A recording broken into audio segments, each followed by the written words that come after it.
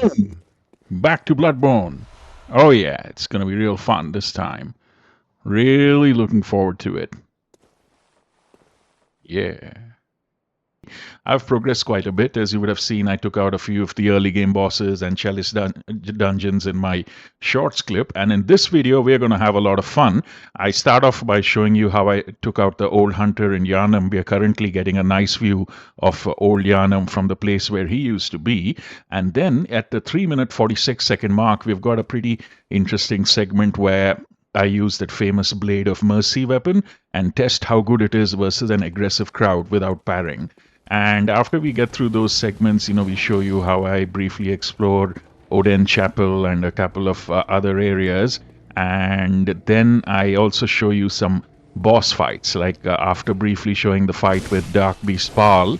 We'll also see how the full fight of with the Watchdog of the Old Lords, the one which I put up a shorts clip on, and I also put in a couple of my NG+7 fights from Dark Souls 3 so that I can compare the mechanics of both these games and how fluid the movement is. And after that, we've got some cool stuff. I even I reached pretty far, reasonably far in the game where I took out Rom the Vacuous Spider or whatever, and that's where we'll end that video. So here right now, I'm just climbing up, to meet this Djura guy, that hunter who fires that big fucking machine gun, while you're trying to dodge it in Old Yharnam. I did beat the boss in this area, as I mentioned previously, the Bloodstaff Beast, but I'd saved the hunter for later. But what I also didn't realize is that if I had waited until I beat Darkbeast Paarl and snuck back into Old Yharnam and then snuck back behind this hunter, I could have befriended him. I didn't know that, but I was just like, dude, I've got to take out this guy. He's been like a real pain. So yep, here we go. I'm just testing out the setup and stuff. And yep, let's see how we go. Yep, I took my time in this one because I came very close to getting the hunter, and as what's not shown in video, I had a pretty close encounter with him. I almost got him, but then I got pushed off the roof. So this time, the second time I went and I got him, I was pretty circumspect. I said, wait, let me see how I want to get this guy and whatnot. And yeah, so I was so slow in climbing, and I said, let me ditch the last strategy of just trying to swarm him with Molotov cocktails and stuff. And so I didn't realize they're like literally the equivalent of firebombs from DS3. When I first saw Molotov cocktail, I thought it'll be stronger. I don't know. So here we are. I gradually climb up to this guy, and it's another comedy of errors. But yeah, I managed to get him. So that was quite funny. I was trying to see if I can sneak up behind him, but I think the moment you climb up, he turns towards you. He knows you're coming. So I don't have I don't have any tools to silence my footsteps. So yet in this game, but okay, I managed to actually push him out with the combo. I thought he'd still be alive, but newsflash, he actually died. I'm like, whoops, that was a bit of a disappointment after a really cool fight I had early on. I was hoping for another one, but this time he just got pretty much pushed off, just like he had done to me last time. So I'm like, right back at ya. So, yep, so at least we cleared that menace. If I ever decide to come back here, though I don't think there's much need to. But yeah, so oh yeah, trying to zoom up the cameras and stuff. So, and oh yeah, so this is where that where the thing you win after badge you get after winning him fell. So obviously you can't reach it, but it turned out that after I reset the area, I managed to go and get it. And here we are at that exciting segment I mentioned about the Blade of Mercy is a hyped weapon which you get, which is supposed to be pretty cool. It reminds me of an early version of the twin blades from Dark Souls 3. You normally get it after completing the Eileen quest, but I took a risk. I killed her early after leveling up a bit using the FUCMPK or Chalice or that CUMMFPK, whatever that thing is called. So to get it early and testing it out, and here I'm testing it out on one of the most aggressive non-boss crowds I've seen in the game, one which keeps on respawning thanks to that creature over there. And I'm not using parries, so I wanted to see how fast this is and how good this is at actually dealing with crowds.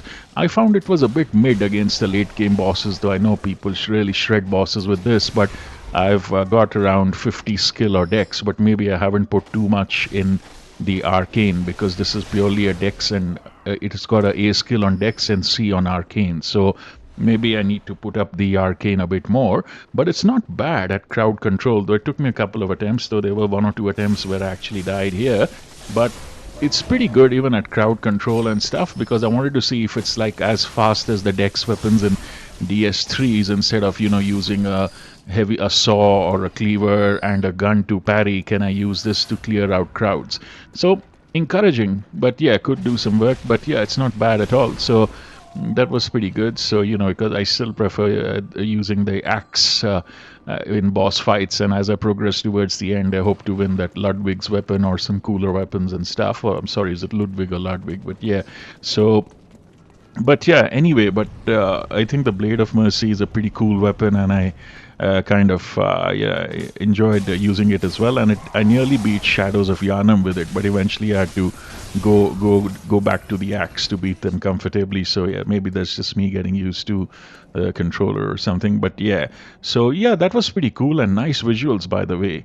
And here I am back in Oedon Chapel. So you got that message in the Hunter's Dream to ascend to Oedon Chapel. I haven't quite fully done that yet, but after you beat Vicar Amelia, there is a door to the right of Cathedral Ward, and from where you can gradually climb up to climb up this area, pick up a few goodies, shoot a lot of these gunners, and you can even climb inside one of these tunnels and to enter Old Yharnam. And here I actually died. I messed up the jump because tricky jumps with a controller was a bit tough. I'm used to keyboard, but I managed to get it again. By the way, nice view. So I managed to get the jump right this time and got a shortcut into Old Yharnam, which was pretty good fun. So yeah, and then I just beat a silver beast downstairs, and then yeah, we basically get into Old Yharnam and stuff. So this was a pretty good run by far, because I picked up Bloodborne because I had played too much of DS3 and Elden, and there wasn't really any other Souls game that piqued my interest. I did start Sekiro, but it's something I'll get back to later. Because I've played some non-Souls games in a similar setting, so it didn't really appeal to me. Though I know people told me that once you progress, you get to do some really cool stuff. But the slow rate of progression initially didn't appeal to me. Though I did beat a few bosses there. So Bloodborne was the next option. So then I got a PS4 to play it because I thought, let me see whether I like it or not, whether it's worth saving up and investing for a PS5 or 6. And if this is a native PS4 game, why don't I try it first on that, because at maximum the visuals would be better in the newer ones, and even if you get better performance, the performance in this should be good enough to gauge the game. So yeah, and Bloodborne's been a pretty interesting experience so far, and here I am back in Old Yharnam, and I let a guy with a sack defeat me, so that I then get abducted and transferred to a jail, and from that jail you also get early access to a part of the unseen village, which we'd be exploring later after we beat the Shadows of Yharnam or something. So this is a pretty cool setup, and as I said earlier, even though it's 11 years old, it still looks very good when plugged into a big screen on a PS4, and the design is very beautiful. So it doesn't look ugly old. It still looks pretty nice with the design, even if some elements are dated. The architecture is beautiful and it's pleasant. You're not going to hurt your eyes by watching this, and it's not going to put you off. And during the daylight, it still looks pretty beautiful, and I'm sure on a PS4 Pro and PS5 this will still look pretty good. And it's interesting that Bloodborne promotes an aggressive part of play, a style of play, and here I am playing Darkbeast Paarl. Now this was the only fight in Bloodborne where I actually used the summon, because I didn't realize I'm summoning someone, because I guess that I'm used to DS3 and Elden, so I probably should have realized it is a summon. But I don't know, for some reason in a hurry while doing something, I decided to call this guy, and the visuals weren't that great in that fight, so I could have taken it, but I said, you know what, let's finish it with the summon. And here we are in one of the Chalice dungeons, where I faced these 3 Merciless Watchers. I actually, this was my second attempt and I beat them. It's quite funny. I should have beaten them on the first, but I got a bit slack and underestimated their damage they could do and got a bit overconfident. And this guy who shoots has a very funny pose when he shoots. Sometimes, well, trying to look at that and laugh, you end up taking a few hits, but he's got a very funny, like, crouching old man style of pose where I'm surprised they didn't give him a bunch of glasses when he's sitting there to try and shoot you. So yeah, so coming back to the mechanics, I like the fact that it was built for an aggressive style of play, and even though it came out in 2015, it's got some of the enemies or enemy style which we see in Elden Ring, and some of the enemies almost move or do move as fast as Elden Ring, but as a player, you still move somewhere in between DS2 and DS3 speeds, and at time almost at DS3. So that adds to the challenge, but I like the fact that, you don't have to worry about equipment weight. And the other thing is, I like the rally mechanism, and I also like the blood vial system, although people say it's a pain to farm them. Newsflash, Cathedral Ward, the second or third a place you can access after starting the game, or a place you access after beating Father Gashion, that literally the big guys with the hats over there drop tons of blood vials, guaranteed. So you can always stock up to not just the 20 maximum you can carry, but keep plenty in stores just by going there. And here, because you don't really have much need for magic, and you don't really need to buff yourself up like DS3 or Elden to do damage, you're pretty much not allocating any of the vials to flasks. Like in DS3 and Elden, you have 11 to 14 flasks, out of which 2 or 3 have to be allocated to FP and 11 to your health. But here you can stack up to 20 blood vials, which do like which repair, cover up a percentage of your health, not just a fixed amount, and you've got 20 of them. So once you finish the first 2 or 3 bosses, you can stack up to 20, and with 20 blood vials, you're literally going to be first timing a lot of bosses, at least in the base NG. Maybe once you reach NG+, you got to know them. And here I'm showing you the full fight between my fight with the Watchdog of the Old Lords, which was the final boss of the first Chalice dungeon that you can set up. Now you see, initially I make a few mistakes before I get him, because I was trying to play him the same way I play DS3, and I will shortly show you a couple of DS3 fights for comparison as well. Now in this one, Bloodborne, although the enemies and NPCs move a bit faster, and you can be more aggressive, but in terms of the bosses, I felt that while sometimes the bosses move fast, their fighting against the bosses in Bloodborne wasn't as fluid and kinetic with interlinked movements and ability to dodge as it was in DS3 or Elden. But bear in mind, I've just completed around 60-70% of the base game and not the DLC, and this is my first playthrough and first time on controller, so maybe my view will change. But I found that in DS3 and Elden, it was easier to dodge into attacks or get into attacks or use subtle timings, while but of course the exploration and the maps and the non-boss enemies in Bloodborne feel better, but the bosses certainly feel much better designed in DS3. And the input timing, or maybe I'm just still getting used to controller or the game, like the ability, like the subtle dodges and the ability to dodge into attacks, like this is Dark Eater Midir, and this is New Game +7, and I beat him in a customized way that I came up with on my own, wherein I stay under him while most people stay in the head. Now I know this is a bit of a flex, like NG+7 Dark Eater Midir. Wow, look at that, look at how I dodged into the fire over there. I couldn't do that with the last boss that I showed you, from Bloodborne, but to be fair, his moves are different, his size was different, and it was the first time I played him. Even though I won, maybe I didn't know his hitboxes, but even if I do, look at this fight. Like, this is a bit of a flex, but I've got a separate full video and shorts clip of how I beat this guy. Look at how I was able to dodge his movements and move under him, and by timing it right, dodge into the fire and not get hit by that. And this is New Game +7, so it's a fluid connected movement, while compared to that in Bloodborne, the bosses I've fought so far are the beast ones, have like big hitboxes which you can't interrupt, so you got to know those. And of course you can still stagger them, and like you can DS and whatnot. But check out this fight, this is much tougher than it looks. Like, Champion Gundyr is famously parryable, but here as a challenge I played him without parrying in New Game +7. And of course it's a bit shorter in terms of the size here, because this is a repurposed video of a repurposed video, so it's not as good as the rest of this film, and it's a repurposed shorts clip. But check this dodge out. Wow, it's actually faster than the video in person. And wow, again, that dodge requires very subtle timing, and that kind of a dodge I've not been able to do against any Bloodborne bosses so far.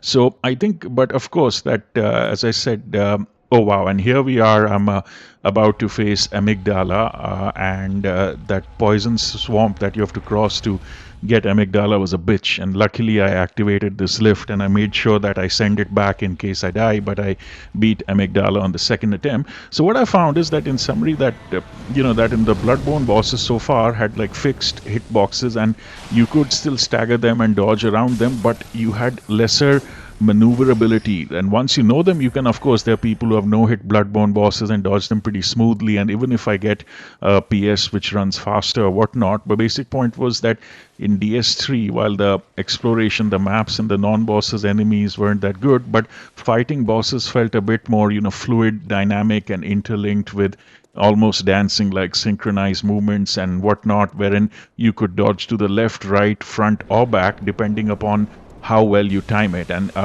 for certain bosses of certain sizes like Midir, you could even get under them.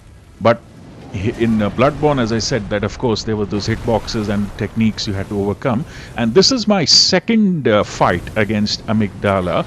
My first attempt, not on video, I don't know, I thought I was recording it, was beautiful. I used a gun with some additional blood tinge stat investment to keep on stunning him and then hit his head, and I nearly had him nearly dead, but it was the first time I fought him and he did some moves and I ended up dying. So the next time I thought I'll try the flame sprayer. Somebody told me it's good, but with my stats it didn't work that well on him. So then I slowly grinded against him. I know it's not the way you're supposed to hit his head and stun him and whatnot, but then I just said, you know what, here I am, the Axeman, and I'm not going to repeat this fight again. So I just took the axe and wailed on him until I got him. But of course, I know that as I progress to NG+ and others, I'd have to use that right technique of either shooting his head to stun him, or someone was showing me some kind of a beast hunter weapon which literally whips his head again and again.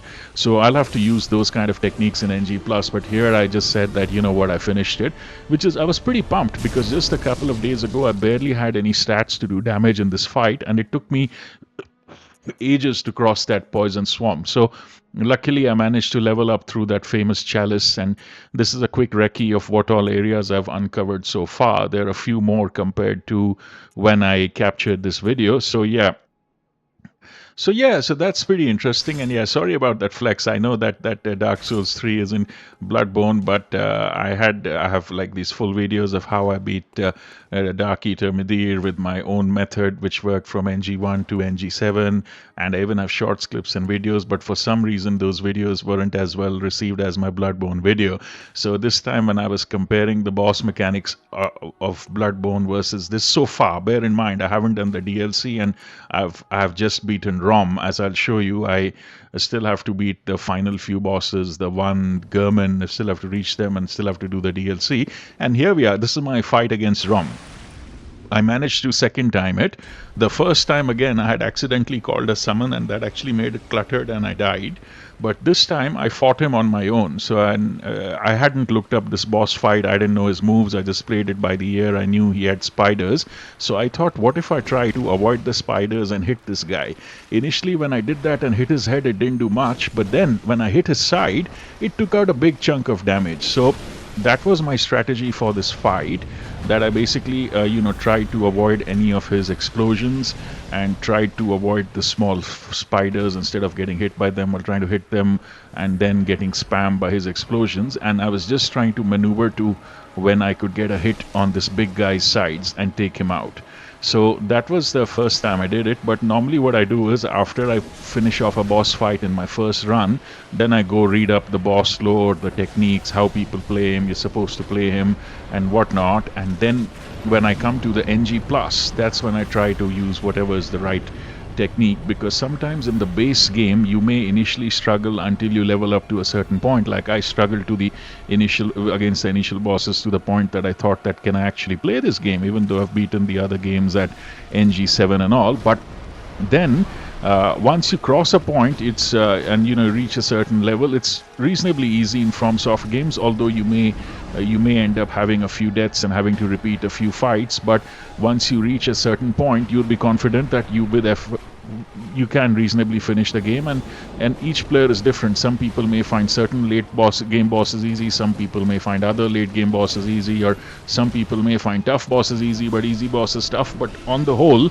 if you reach around 30-40%, complete around 30-40% of the game, you have a chance to pretty much finish the full thing and know that you can take it. And after you reach a level, after your key stats cross the 40s or something, or even one or two of them is taken close to 50, you do pretty good damage in the base game and parts of New Game Plus 1. So you can take it. But as you progress through the New Game Plus cycle, it doesn't matter how buffed your stats are, you got to use the right technique. But I still enjoyed. This was like supposed to be a pretty important near late game boss, and I took him out, so that was pretty good fun. So great. I'm glad that I was able to come in so far, and I pretty much enjoyed connecting a console to a big LG TV instead of playing a game on a computer screen. And the last time, I know on my video, sorry, there was a big rant about controllers, but it was the first time I'd used controllers. And even for players who are more experienced or better than I am at Bloodborne, getting used to the manual camera and the slow manual camera and the manual lock takes a bit of effort. But it's been a pretty good journey so far, and I love the architecture, and I just kept on exploring Cathedral Ward again and again. I liked it so much until I managed to level up there. And I had some other pretty good fights, like against Shadows of Yharnam, but unfortunately I thought I was recording it, but it somehow didn't. I don't know, it sometimes happens to me. I'm getting some input on that wrong or something. But yeah, so it's been a pretty good experience so far. And now, thanks to that Chalice dungeon that I found after I beat the Watchdog, I've leveled up to wherein I've got like 50 strength and 50 skill and around 22 each of Blood Tinge and Arcane, and I've got 40 endurance, which was the minimum from Dark Souls 3, and 40 vigor as well. So I think those are probably stats that I may have even not reached end game, but it's still reasonably challenging to fight end game bosses with those stats. But with those stats, it's pretty comfortable. So it gives you a chance to learn the bosses, and it's not exactly over leveling either. It's a reasonable level, because I didn't want to be too over leveled. Like when I played my first run in Elden Ring, I was fine till NG2, but in New Game Plus 3, I over leveled to the point that the game was pretty easy until a New Game Plus 4 or 5 or something. So I didn't want to do that here. So I just stopped at the base stats. But yeah, it's pretty enjoyable. So I enjoyed working my way up and beating Cleric Beast with literally at a near Rune level 1 experience. And I enjoyed figuring out how to beat Father Gassion when you could beat him. But after I beat that Chalice boss, I said, you know what, I'm used to playing higher NG levels in Elden and DS3, and initially it's fun when you start a new game, but after a point it gets a bit boring if it takes time to level up your character. So I looked up that dungeon where you can get those 83,000 echoes or something per visit, that is CU MMF whatever PK dungeon, Chalice dungeon, and I had to pay for a PlayStation Plus to access that. And although I wasn't playing online, but I did that to give myself a chance to level up, and spent a couple of hours, 2 or 3 hours farming echoes there. So now I've got good end game stats. So with those stats, I'll definitely be going to NG1 as well. But it's been pretty awesome. Like, this is a fucking awesome game. Like, I love the setting. I love the general mechanics, at least the non-boss mechanics, at least. And at least in the base NG, the bosses are pretty manageable once you get the techniques right. But some of the bosses, I feel that will take much more preparation and higher New Game Plus cycles compared to what I did in DS and that. But on the whole, it's been a pretty interesting experience, and I really enjoyed it. So I hope you enjoyed this video too. Do feel free to share your comments and questions, and I'll keep you posted on how I go with the rest of my journey.